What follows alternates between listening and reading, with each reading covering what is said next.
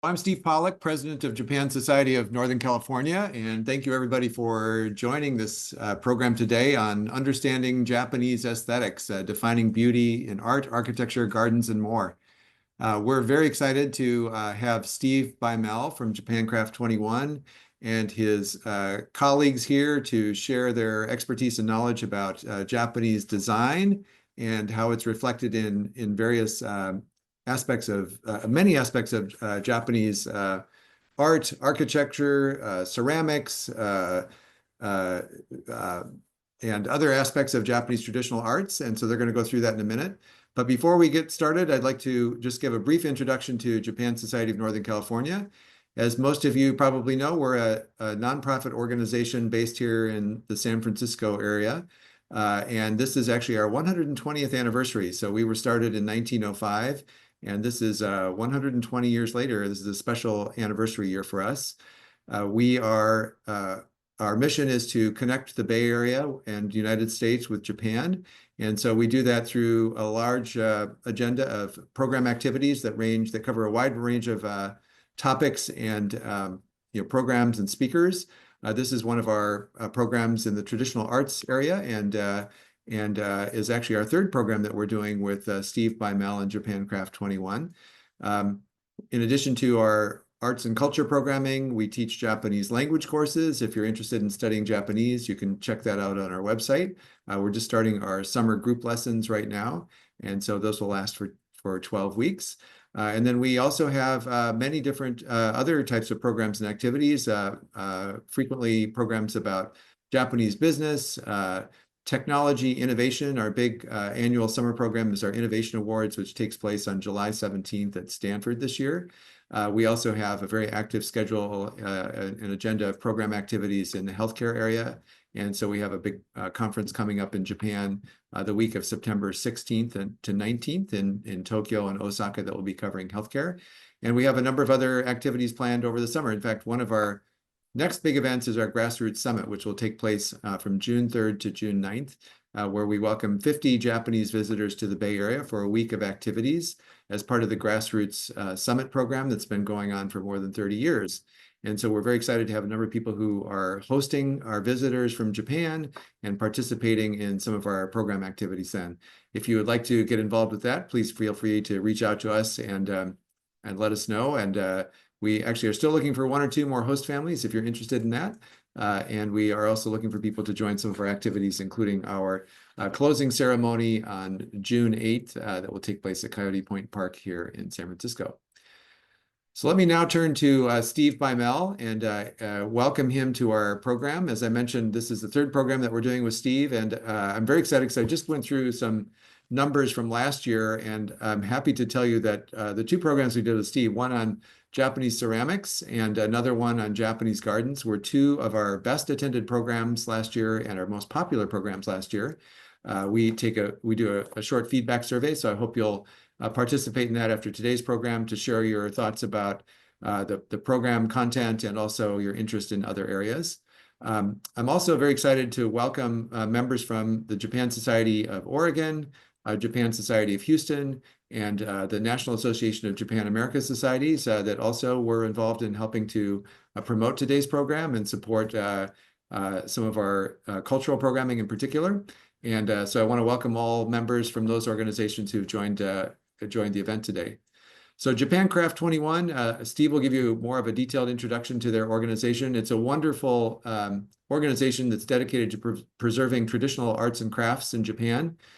He has done a ton of work with his team, helping to connect, learn about, and educate people about a whole wide range of different arts and cultural activities in Japan, ranging from, as I mentioned, ceramics and garden. We're going to do a program later this year with him about Japanese weaving techniques, and then one on lacquerware as well. So those will be coming up in the future. Our next one is tentatively scheduled for June 24th, and then we will have another program late summer or early fall where we look at Japanese lacquerware.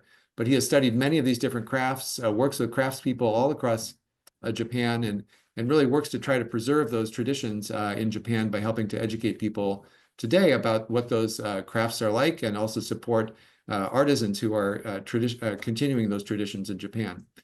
Let me turn the program over now to Steve Beimel, who will tell you a little bit more about Japan Craft 21 and introduce you to some of the concepts that are frequently typify or kind of characterize many aspects of Japan, and I think are one of the reasons that many of us have a lot of interest in going to Japan and really love visiting different sites and locations and things like that.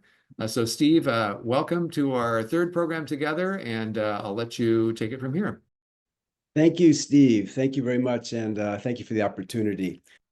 Well, Japan Craft 21, Steve gave a very good introduction. We started Japan Craft 21 because, as you can see from this graph, the number of craftspeople, master craftspeople in Japan has dwindled to the point where we estimate in 3 years there'll only be about 8% of what there were 40 years ago. We identified 1,954 crafts. Many of those are being done by just one elderly person. So we feel like this is a very important time. The master crafts of Japan probably represent in the world probably as much as most of the world put together. And when this disappears, our entire world civilization suffers. So our mission is to identify problems, to create strategies, and to take action. It's very simple. So one thing we did was we created a school to teach young working carpenters how to do joinery, which is almost a lost art. We have a contest every year where we identify the best and the brightest of craftspeople, and we get them together so they can support each other and we can support them in many ways. We have an apprentice program where we have aged craftspeople who are volunteering to teach young craftspeople, and we pay for the living expenses of the young craftspeople so that they can study full time. And our biggest program is our textile dyeing program at this time, but we're expanding this.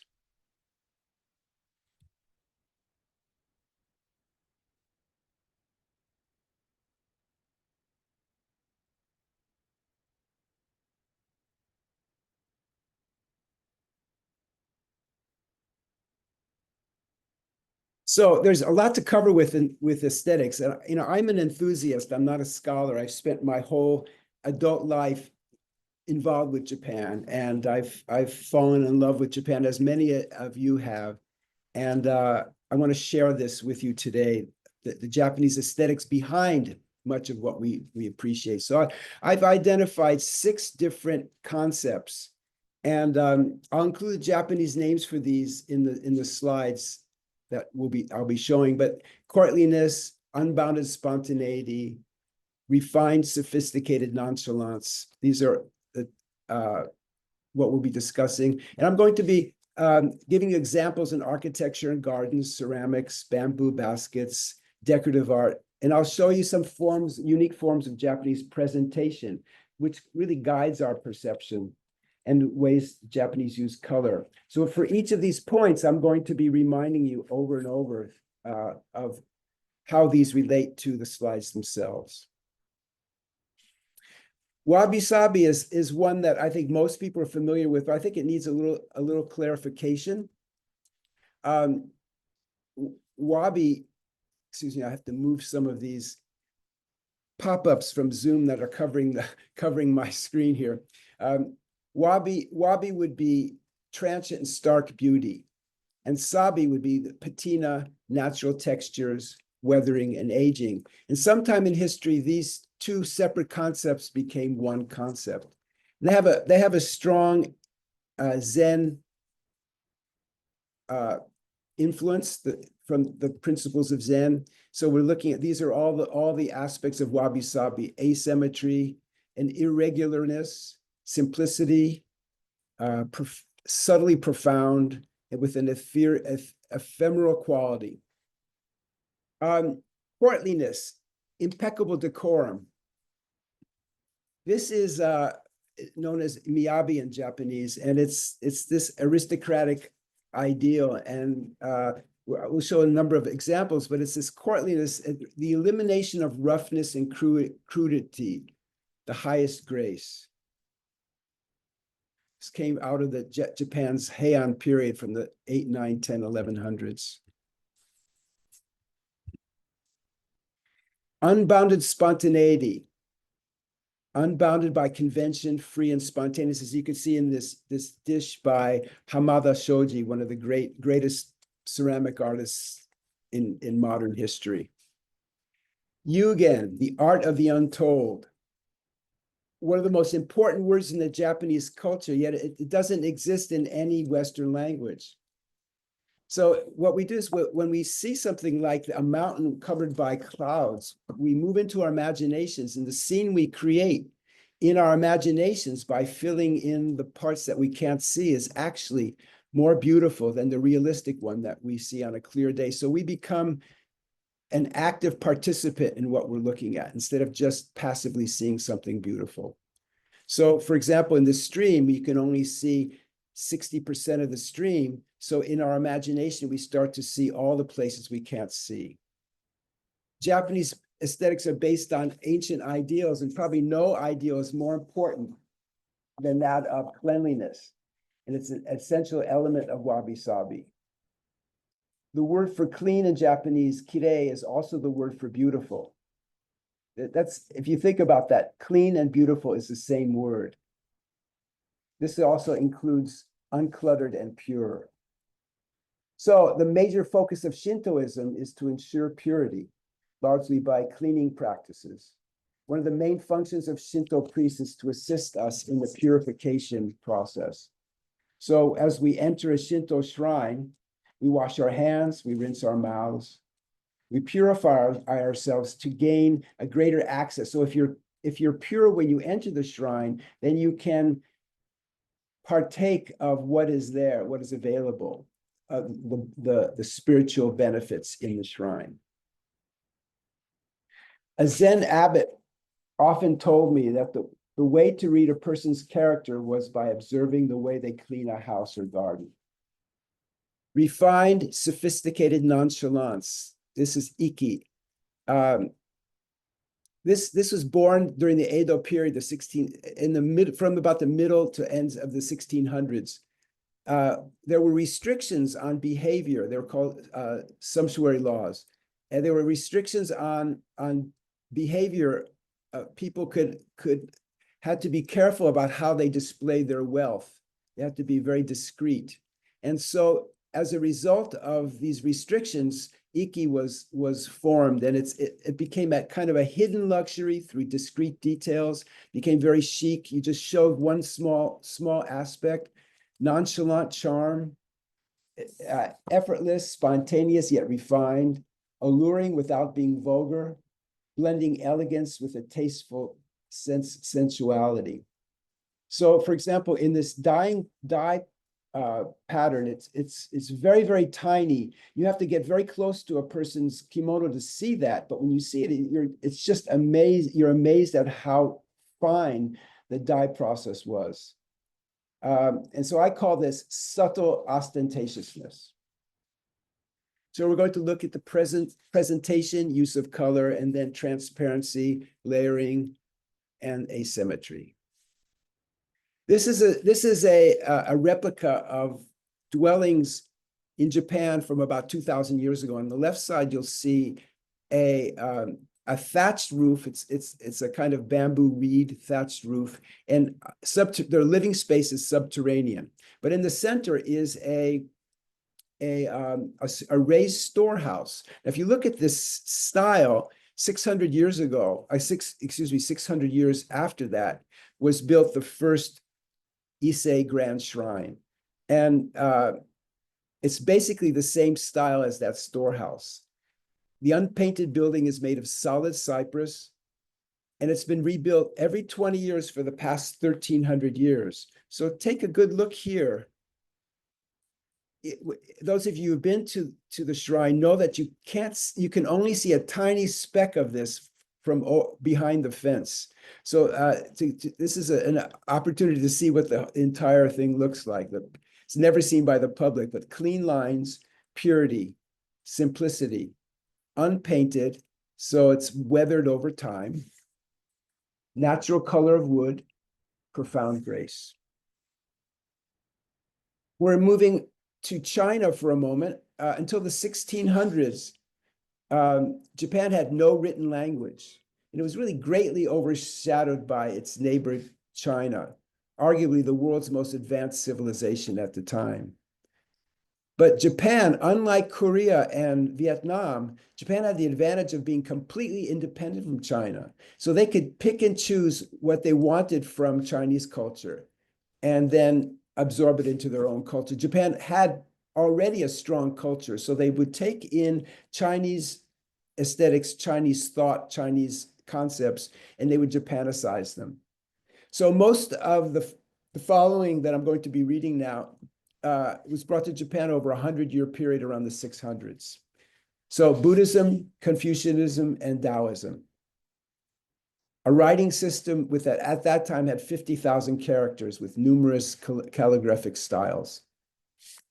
Literature, poetry, and logic. Papermaking, fine crafts, silk production, fine weaving.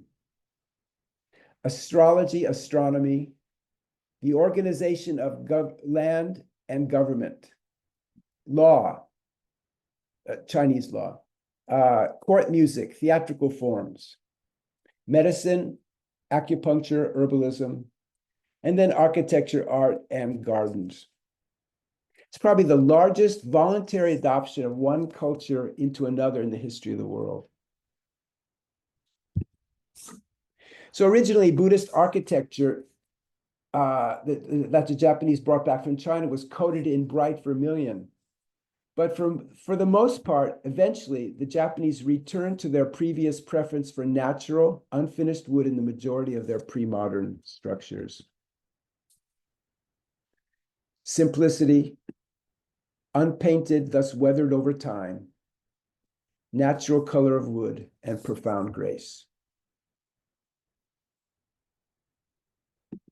Now, example of presentation, Japanese presentation. So an important early construction practice unexpectedly shaped the way Japanese experienced nature in the home. And that came from the framing style of post and beam construction.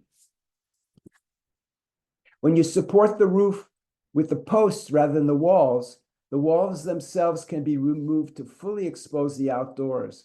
So it allows the garden to be an extension of the house. It becomes one. So if you can imagine what this garden would look like through small, traditional European-style windows, it would be totally different. The type of garden view reduces the need for decorating the interior. And Western architecture picked up on this hundreds of years later with floor-to-ceiling windows from the mid-20th century. Courtliness, impeccable, and decorum. This is Miyabi, and this was born in the Heian period, as I mentioned. So it's a traditional aristocratic ideal suggesting elegance, refinement, eliminating all roughness and crudity to achieve the highest grace. So this painting was done later in history, but it depicts the aesthetic of the time, depicts a noblewoman. You can already see how Japanese art, line, color, asymmetry, and fashion have come into its own, really departing from the Chinese influence. So the elegance, refinement, and courtliness of Miyabi is commonly seen in Shinto.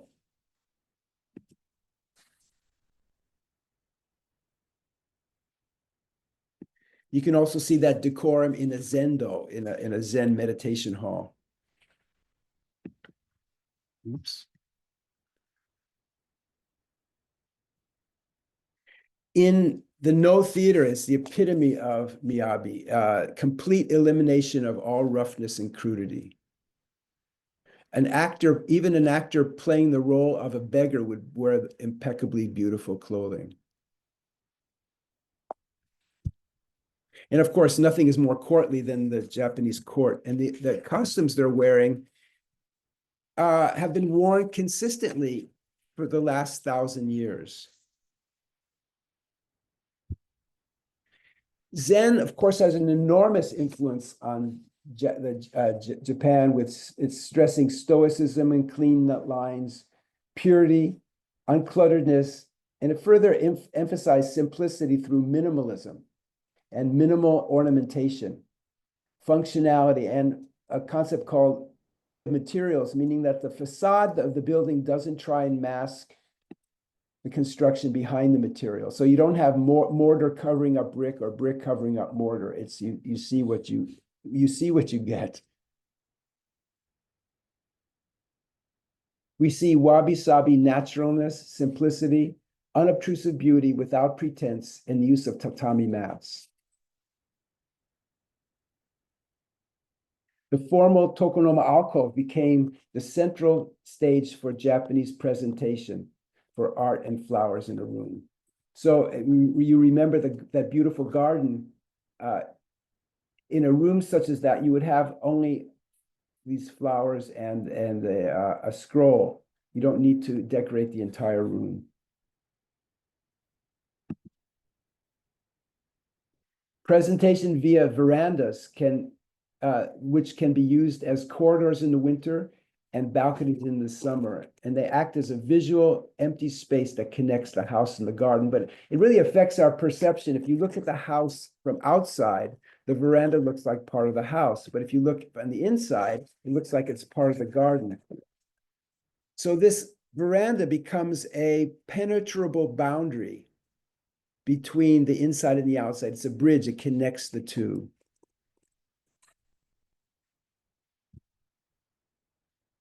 Presentation provided by the veranda and the posts create a frame for viewing that intensifies the image of the garden, like looking through the viewfinder in a camera. But you see the difference between sitting right here or sitting in the correct place would be back here. So you can actually see through the frames. 60 degrees is ideal for viewing something. 180-degree view is too much for us to digest in one glance. So if you look through the frames, you get these perfect views. Standardizing the size of doors, ceilings, tatami, which was done hundreds of years ago, resulted in this really efficient, economical modularization and construction, allowing buildings to be built more efficiently, more inexpensively. So when you place these sliding Fusuma doors throughout this big room, you can have large rooms, you can have small rooms, you can shrink rooms down for heat conservation in the winter, or you can have a very large open area in the summer. And it really affects our perception. Walls are no longer solid and impermeable. There's a fluidity that we have in our mindset. Zen's influence on art was really profound. In one way was the presentation was paying attention to the white space around images, known as negative space, or ma in Japanese. So the empty space around these kanji characters is as important as the characters themselves.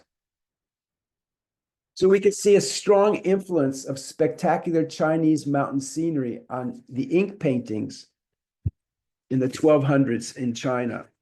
100 years after this style waned in China, it resurfaced in Japan in the 15th century and known as Japanese ink paintings. But you can see that the art of the untold, Yugen, you could see that in this painting. Very little of the mountains is shown to us, but we can build up, we can see mountains for forever and ever in our imaginations.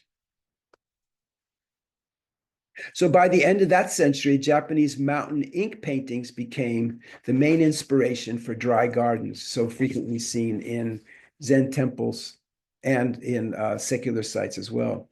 So this is a three-dimensional presentation of negative space. The next big influence on Japanese aesthetics was the way of tea movement. sometimes mistranslated as the tea ceremony, but it's the way of tea movement of the late 1500s. So by understanding the aesthetics of that 30-year Momoyama period from about 1570, we can really relate to current Japanese aesthetics, including food presentation, architecture, and the arts. The man for all seasons, the grand tea master, Sen no Rikyu, he was the aesthetic leader of the samurai elite during the late 1500s.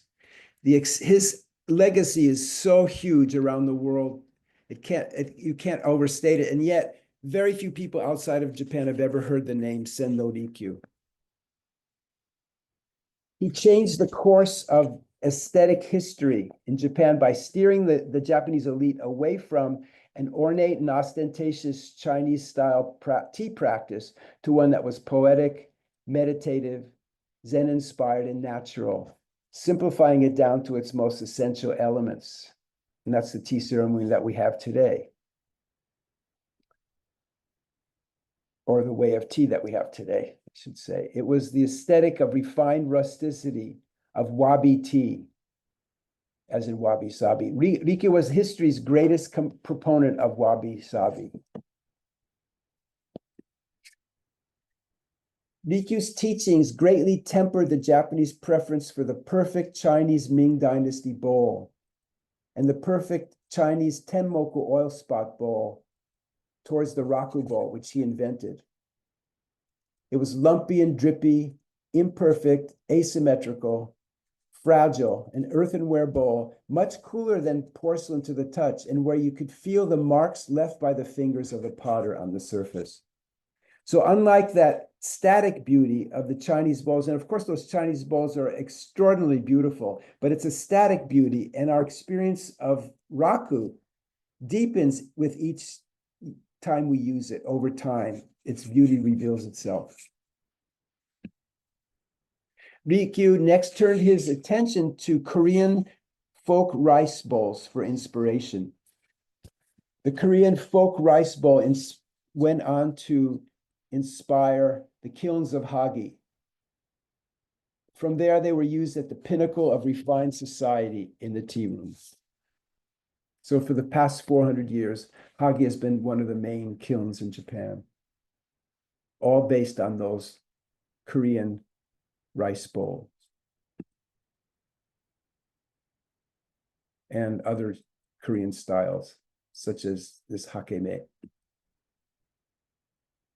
This is a jar from one of the 6 ancient kilns of Japan, and it was produced for farmers for storing things like seeds. Similar vats were created for indigo dyers. They would make mortars for kitchens, but it has this beautiful texture. And Rikyu fell in love with this rusticity, and he commissioned tea works of warm and robust beauty, and the style continues to evolve to this day. Years to follow, the concept of unbounded spontaneity was seen in oribe ware. Unbounded by convention, free and spontaneous and alive with energy.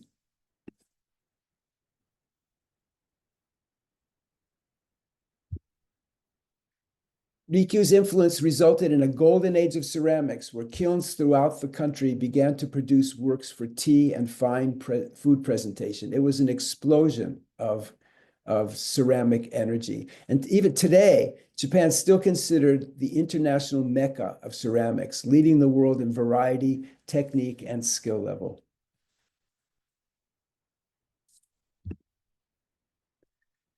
Stunning bamboo flower baskets similar to this Chinese-style karamono were already being imported from China during the time of Rikyu. They were very formal baskets they were for flower arrangement. They were symmetrical, fine rattan braided ornamentation. What happened was they were very expensive, and Japanese began to make imitations. They began to make forgeries, fakes. But eventually the fakes turned out to be more beautiful than the originals. And so that's when Japanese basket weavers came into their own. Rikyu loved the wabi-sabi in this style, in the simplicity, natural design, and materials as seen in this vase that he invented.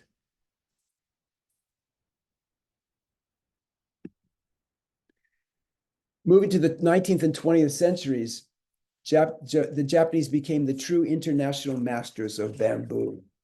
Here we see the Datsuzoku, freedom from convention, natural without pretension of wabi-sabi, in the 20th century work of the great artist Izuka Rokansai, considered one of the two kings of Japanese basketry or Japanese bamboo art. A decade later, here is his work with asymmetry. And then another decade with this sense of spontaneity, unbounded spontaneity with a mid-century sensibility. Finally, the contemporary work of Chiku Unsai IV. So I just mentioned Rokansai was very prominent in the Tokyo area, and Chiku Unsai was very prominent in the Kansai, Osaka area. And to this day, he's the fourth generation. He's currently expanding bamboo art and methodology into architectural installations such as this all over the world. And he exemplifies many of the aspects of wabi-sabi and unbounded spontaneity of Datsuzoku. When Rikyu designed his tea rooms, he rejected this type of white plaster wall of the Shoin style of architecture in favor of natural colored mud surfaces beneath it. Walls like this are still being made today. Rikyu's one of his biggest contributions was in architecture when he designed and built several tea rooms, and they were the epitome of wabi-sabi. So you could see where my cursor is. You can see this here. That's the door. It's a very tiny door where you enter through that door, and it's a tiny room. But when you look up and see three different kinds of ceilings, you forget how tiny the room is. The textured mud walls and this one well-placed natural bough of a tree, limb of a tree, speak of that refined mountain hut. The presentation through a kind of sensory deprivation, it's a little bit dim, but it heightens our appreciation. So when you come into the empty room and one exquisite piece of master craftsmanship is brought in at a time, you really can absorb that beauty with no competition from anything else. The sound of the water boiling in the kettle is called the wind in the pines. And a bit of precious sandalwood placed somewhere in the burning coals spontaneously releases this. At some time, you don't know when it's going to happen. It's unexpected, but there's about 20 seconds where that sandalwood is released, and it's stunning. So Rikyu's impeccably planned wabi-sabi tea rooms of the late 1500s inspired residential and public architecture for the next 400 years.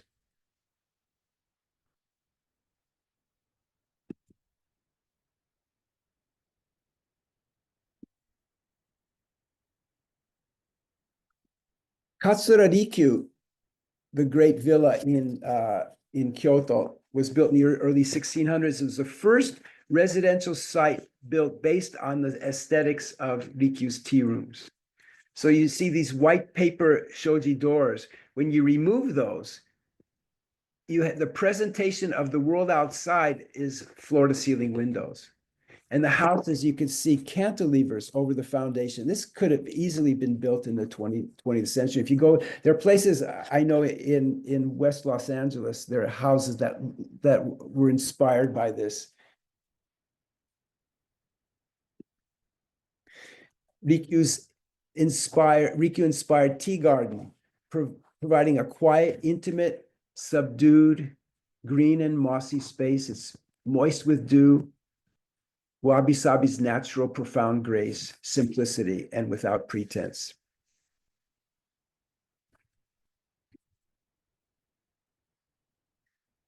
The essence of Rikyu Sukya style has been seen a stunning reinvention in the last 20 years.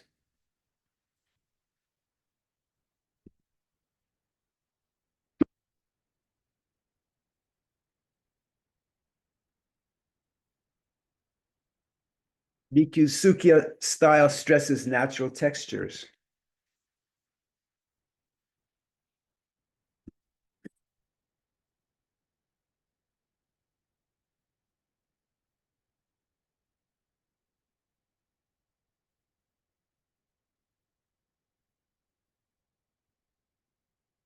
We're all familiar with Ikebana, but Rikyu created Chabana, or flowers for tea, by reducing presentation down to basic minimum.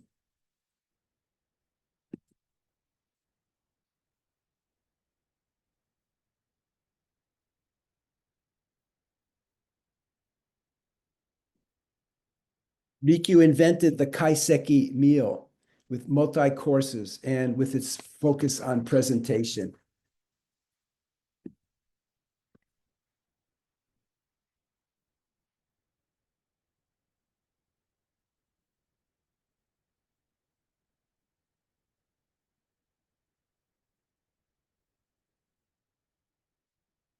Most recently, you can see Rikyu's influence on cuisines all around the world.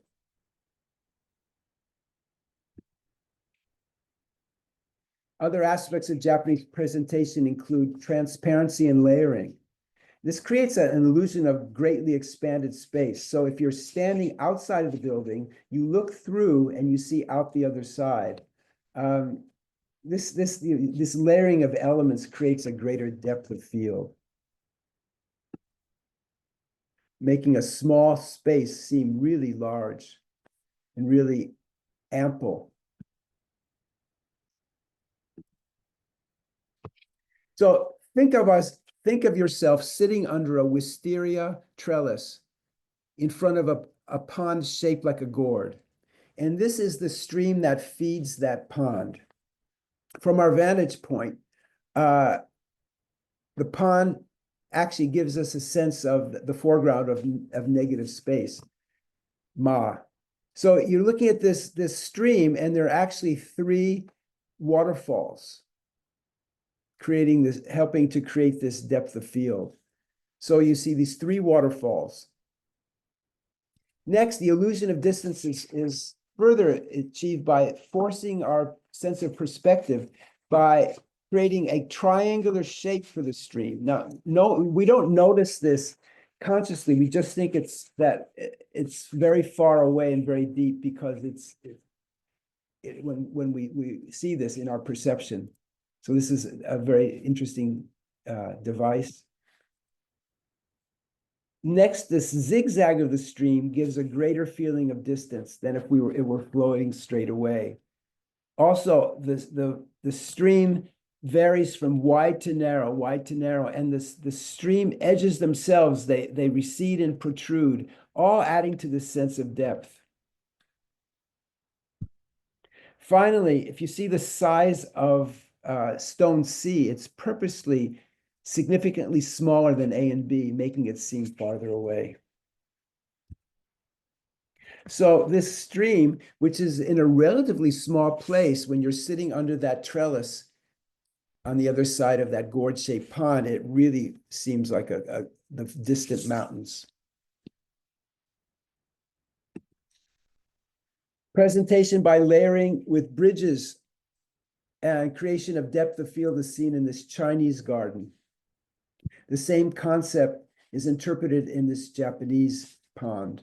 The placement of the two bridges greatly expands our sense of distance, but it also adds, if you look at the other side of this bridge there, that's the art of the unknown, the mystery that's created, what's beyond that bridge? We ask ourselves.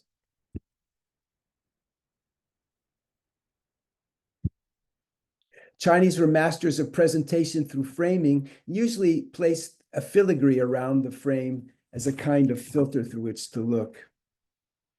The Japanese may have learned framing from the Chinese 1400 years ago, but their interpretation is again different.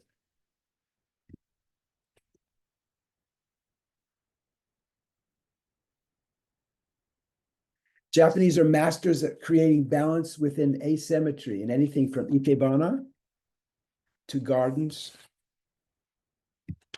to the roof lines in a complex of buildings.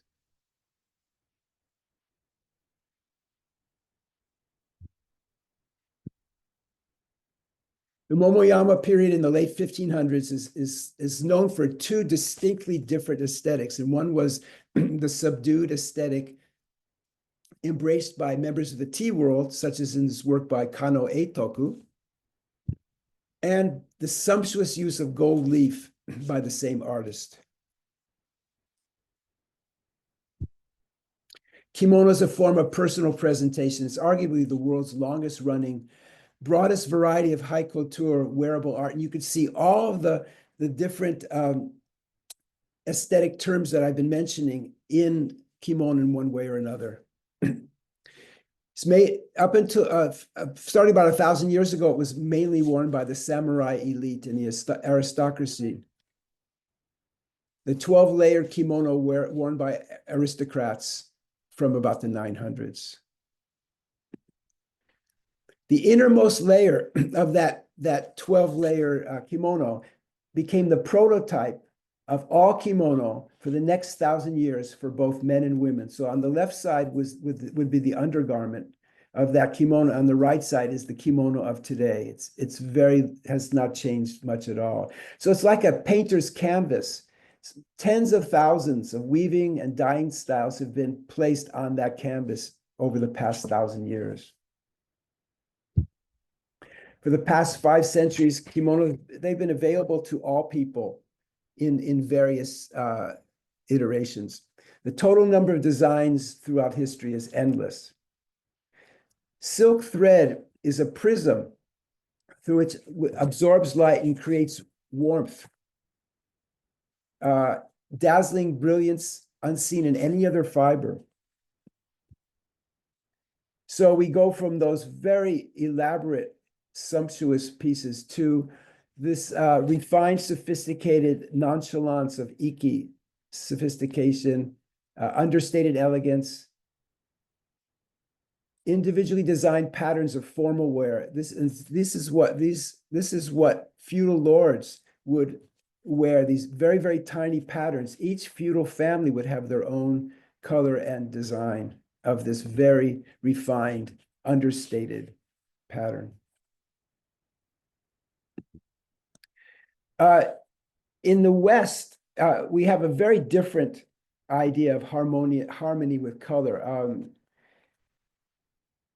The West is looking to match and harmonize color patterns. But in kimono and obi, the Japanese aesthetics frequently contrast bold choices, and it seems a little unconventional to the Western sensibility.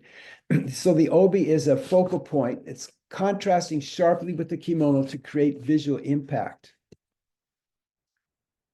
Contrasting colors like turquoise and yellow or red and olive are frequently used to create striking patterns.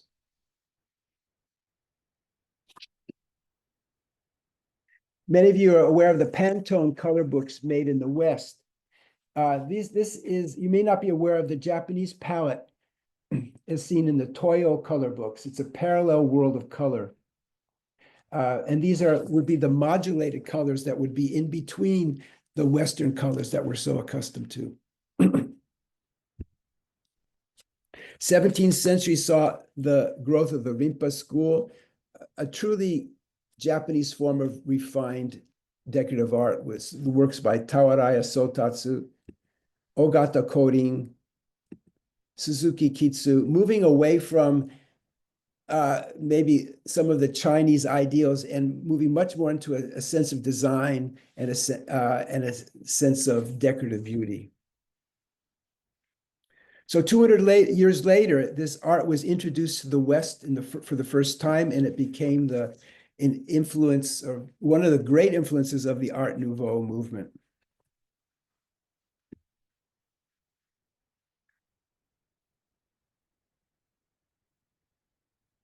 Woodblock prints were a significant art form for common people during the 16th, 17th, 1800s.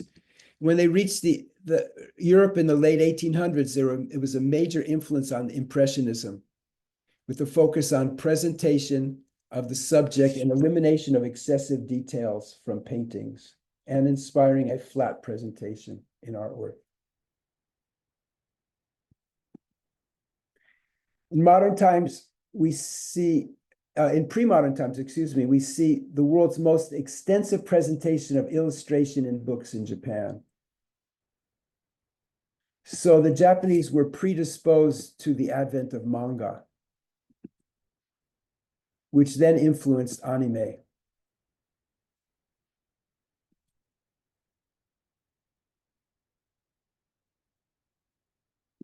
So I recently attended an exhibition showing both Japanese Western oils versus Japanese Nihonga pigments in the same room.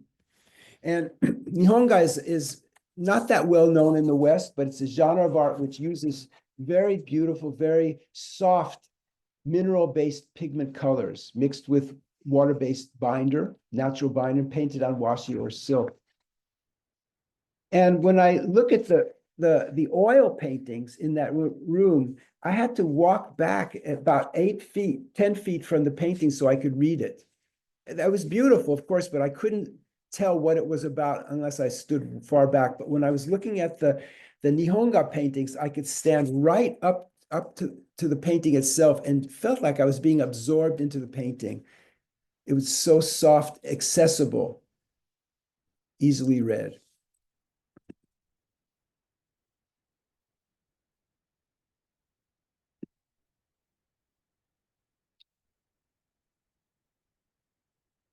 So this wraps up what we been speaking about for the last 40 minutes. 6 different aesthetic styles, which are very much part of what we look at as the Japanese aesthetic. So thank you for your attention. Thanks, Steve. That was great. And thanks for walking us through some of those concepts and, giving us a real taste of how they appear in different artistic elements and across Japanese art and architecture. I wanted to ask a couple questions of you. You mentioned that some of the origins of Japanese painting and other things have their roots in China or in some cases Korean art and those kinds of things. Were the concepts that you mentioned, like wabi-sabi and miyabi and datsuzoku, some of those kinds of things, were those also concepts that came from the Asian mainland, or were those things uniquely Japanese that kind of developed in Japan on top of the origins that came from Asia? Well, I think there may be some reference to that type of wabi-sabi in Taoism. But for the main part, wabi-sabi, I see as mostly a Japanese native expression, and it was really a reaction to the really absolutely exquisite perfection and symmetry of the Chinese art. Or let's say it wasn't necessarily a reaction to, but it was a step beyond it. Evolution on it. Evolution, yes. Well, you could look at it as evolution, but just expanding the aesthetic appreciation of the Japanese upper class at that time.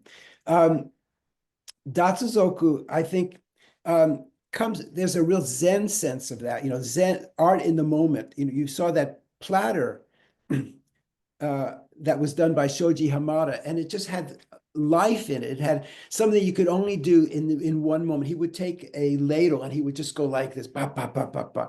It wasn't studied, it wasn't practiced, it was just in the moment. And of course, there is that aspect in Chinese calligraphy, but I think the Japanese really picked up on that, and so much of that Zen concept of this moment will never happen again. You capture that moment so that when you look at some of the birds in the paintings over the years, the birds or the animals, their faces are their expressions are really very, very spontaneous. Miyabi, I think, is very much, of course, Japan was influenced by the court of China, but Miyabi is very much the aesthetic preferences of the Heian period, the 8, 9, 10, 1100s of the aristocracy. And Yugen, the art of the unknown, that is very much Chinese, I think.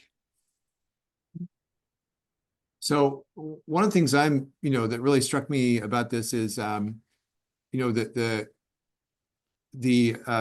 aspect of bringing, kind of the art that, some art that originated in Asian mainland and come over to Japan, and then it kind of evolves and kind of develops in Japan, but I think, all of those of us who are here to hear this presentation today are also very attracted by the Japanese design elements and the kinds of things that you just talked about.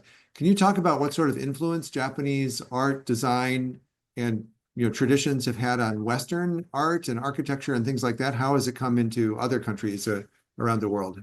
Well, sure. We mentioned a few. Minimalism would be one in architecture. Floor-to-ceiling windows and just clean lines and patina. The whole idea of having a patina, asymmetry, was very big. In Japanese gardens, I mean, if you look at, I was born and raised on the West Coast in California, and I watched, I grew up seeing Japanese influenced landscapes. But then I would go to the other parts of the US this is 50 years ago, and the landscape was very much European style, and so that natural sense of the Japanese garden really spread very, very rapidly. In fact, there are elements of that kind of natural flow in the English garden, but the English garden came from the Chinese garden. So the meandering in the English country garden, that's very much a Chinese concept. So there's gardens, ceramics. I mean, ceramics were a huge influence. When Shoji Hamada and Bernard Leach set up a kiln in St. Ives in England, Leach said, Europeans can only discern one shade of brown. They have no ability to see anything. Everything looks like the same thing, because at that time, everything was white porcelain. And so the Japanese influence of glazes was extraordinary on the rest of the world. I mean, I could go on and on. In textiles, when the kimono became really in the 1920s, the whole sense of the kimono and opening up the clothing of women and having more freedom of movement, and instead of having these very tight corsets, they threw their corsets away. That came from Japan. So I mean, we could probably do a whole session on how Japan has influenced the West. It's interesting to me. You think about maybe more in an American context, an architectural style or something like that might last for a decade or a few decades. Art Deco, something like that. But a lot of these Japanese traditions, you trace all the way back to 1,000 years or more. Even prehistory in Japan, have some elements that are contained today, maintained today. How does innovation and change take place within these traditions that have kind of lasted and existed for, literally centuries? Well, I think you could see, for example, in gardens, the Japanese garden has, from the late 1800s, they were including lawn, in Western style lawns. Various uses of materials changed. In architecture, we see those Sukiya style dwellings I was showing would have glass. They would be using concrete. Different materials are added. So there's a lot of innovation in the theater. In the Noh theater, there are contemporary Noh plays written. Women can now perform in a performance in a Noh performance. It's not very common, but it does happen. So there is a lot of innovation. And of course, in the arts, it's just really is expanded. The whole idea of the Nihonga painting was influenced by the West, using all the traditional materials, but the subject matter of the paintings became very much an international focus, universal focus, rather than just the Japanese focus.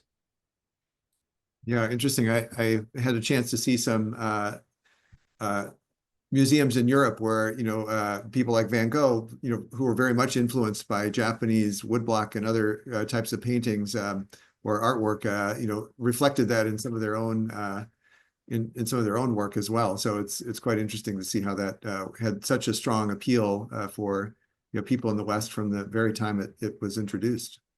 Well, then and then you look at, like, for example, Datsuzoku. You see in the 1960s, so many abstract expressionist artists began studying calligraphy. Sam Francis studied calligraphy in Kyoto, and after that, he introduced negative space into his work. Jackson Pollock, I mean, the painting on the ground, just like with as a Japanese calligrapher would do. Mark, let me see. There are a number of artists who became prominent in the 60s and 70s with a direct influence from Japan. That's great.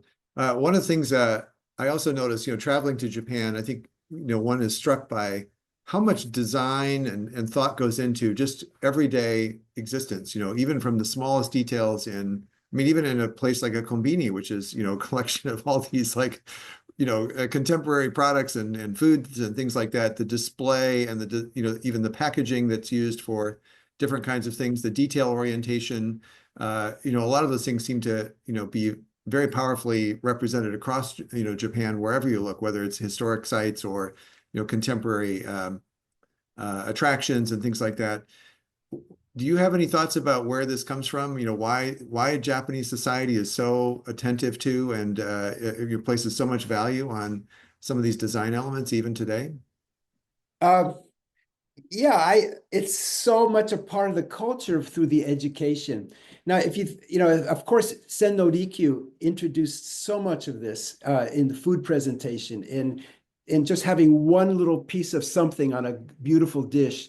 And so the meal becomes infinitely more exquisite just by and delicious just by the presentation. But if you think about ikebana, there are I think there are 3 million practitioners of ikebana in Japan.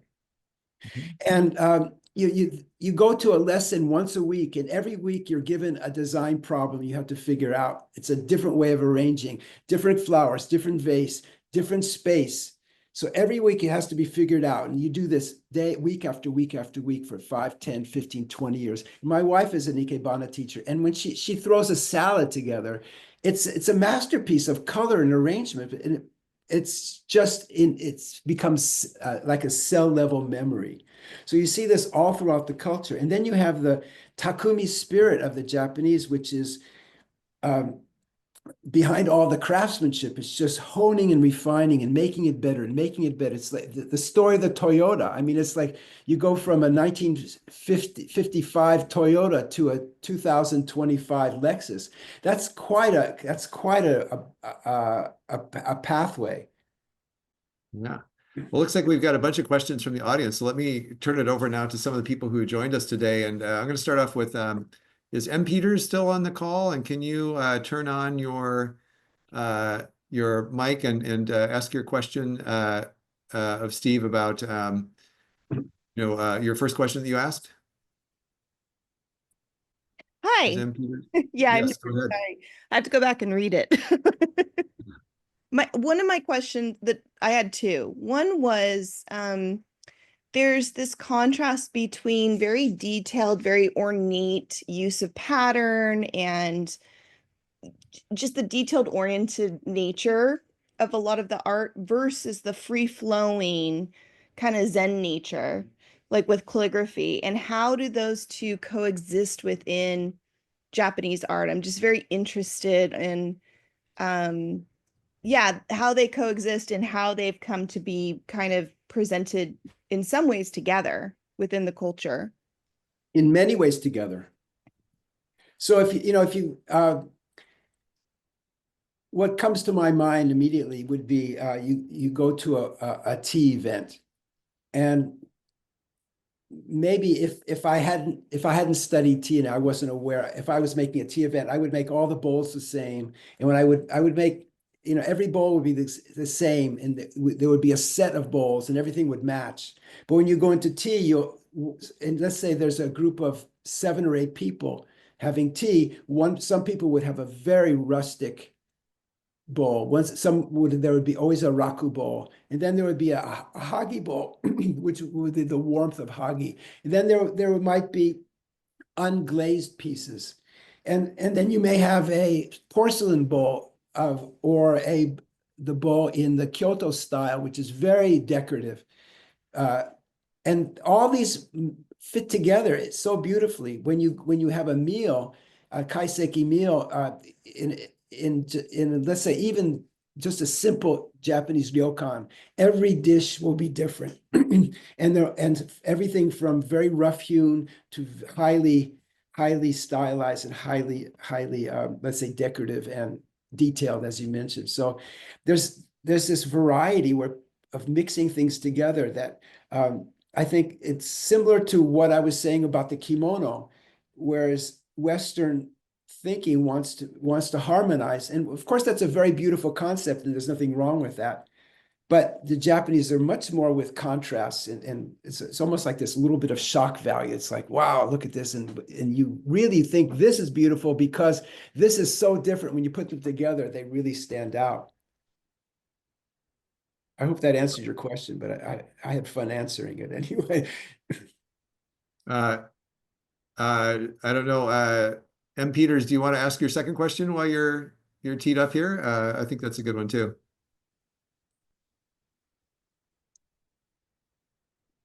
About color palettes. Sorry, I couldn't unmute myself by myself. Thank you.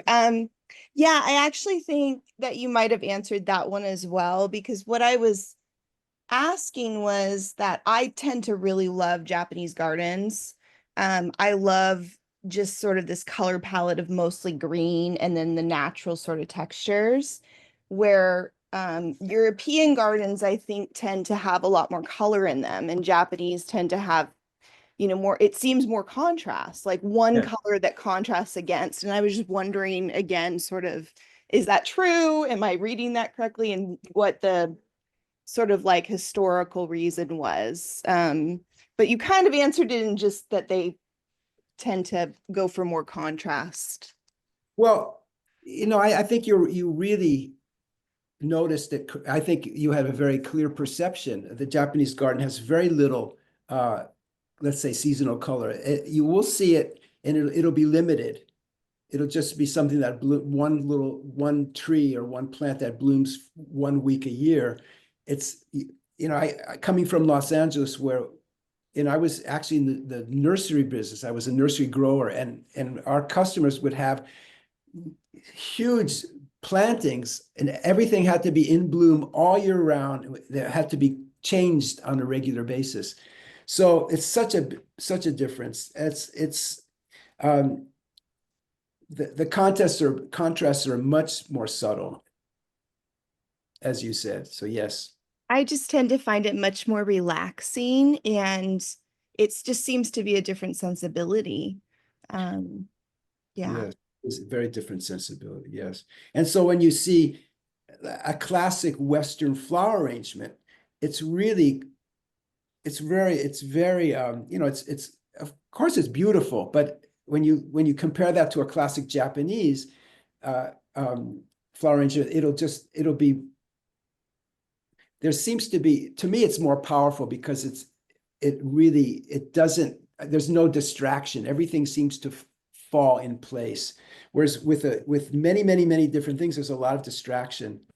And so that may be what you're experiencing as peaceful. It's just there's less distraction. It's easier to focus on it. Thank you. Steve, I'm going to see if is Kenneth Jacob still online, and do you want to ask your question? Yes, I am, and thank you very much for taking my question. I'm curious whether the Mingei movement fits into your remarks tonight. Well, actually, I have a quote here. I just Mingei, I mean, I think that's folk art, right? Is that yes, yeah. the Mingei movement grew up in maybe the early 1900s.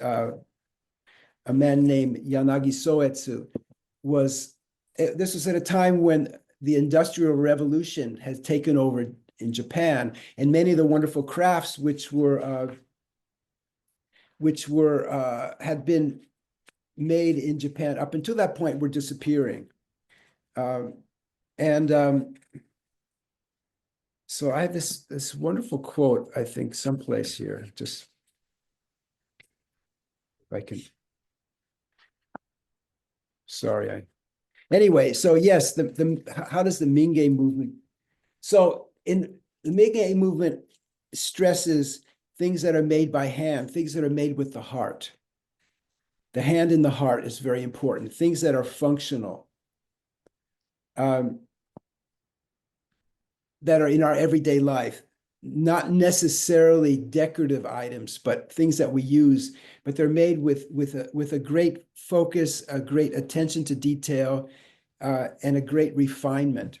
And so you see a lot of wabi-sabi in that. You see in in many of the yugen, you can see aspects of yugen in that as well. I don't know if I Steve, answered. I have another question from somebody. I'm just going to go ahead and ask it. I'm not sure if he's still online, but Steve, there's a it's question Ken. Could I about. just briefly ask that if you do find that quote, you could share it with us because it sounded I interesting just found it. but I don't want to take up any more time. But if you can share it, that would be great later on. I could read it very quickly. Is that okay, Steve? Or should Sure, I? go right ahead. Yeah. This is by Yanagi Soetsu, the founder. The plain and the unagitated, the uncalculated, the harmless, the straightforward, the natural, the innocent, the humble, the modest. Where does beauty lie if not in these qualities? The meek, austere, unornate. They are the natural characteristics that gain our affection and respect. Thank you so much. Great. Steve, one of your early slides, you showed a picture of a traditional Japanese house from kind of the prehistoric period. Yes. What are some of the elements that, really, were native Japanese traditions that are reflected in the Japanese designs? Are there things that, really came from native culture or, what was present in indigenous culture before the Chinese influence? Okay, so that's a very good question. The example of the original dwelling and storehouse that I showed was a fairly common style of living 2,000 years ago. And the Japanese farmhouse developed without, I believe, without it was more of an indigenous influence. So you'll see, and of course, the farmhouse would have windows to the south to let the light in for warmth in the winter. It would have the high roofs, the high pitched roofs, the irori cooking in the floor, set deep into the floor. There was no tatami in those days, but they were wooden floors, post and beam construction for sure. And so that house that I'm just describing now developed out of that earlier house where the thatched roof went all the way to the ground and the house was subterranean. So, I think a lot of that is in, I think there has been research in that. I'm just going from my gut. Great. Well, I think this is a wonderful presentation, and I'd like to bring the formal part of the presentation or the program to a close right now. But if you're willing to stay on for another, 15 minutes or so, people who want to, kind of casually interact with you a little bit more, they're welcome to stay. So in closing, let me just, again, thank Japan Craft 21 and Steve for sharing his expertise on this. I mentioned that we have our next program teed up with Steve, which will take place tentatively scheduled on June 24th. And that will look at Japanese weaving and kimonos, their own traditions that Steve has looked into quite a bit. And he'll share some of that information with us.